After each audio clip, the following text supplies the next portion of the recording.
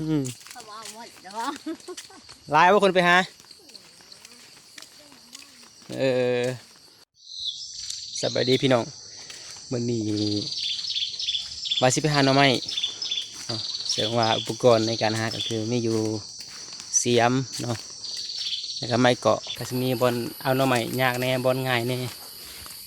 เนาะก็เป็นจะได้ก็คอมเมนต์เด้อ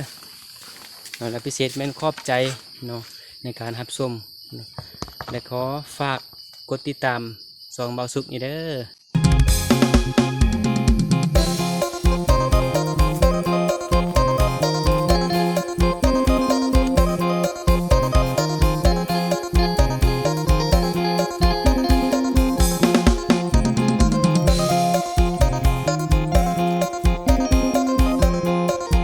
เดี๋ยวเราลองย่างเข้าไปอีกทางหน้า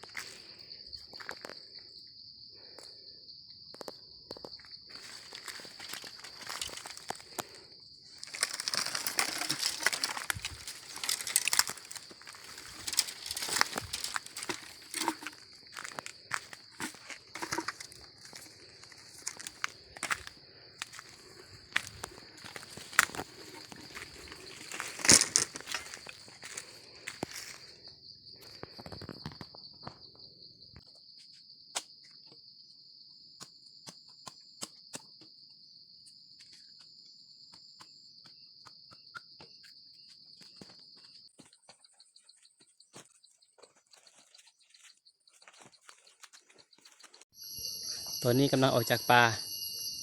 มาฮอดเส้นทางเนาะแต่ว่าก็หาหน่อไม้มื้อนี้ได้บ่หลาย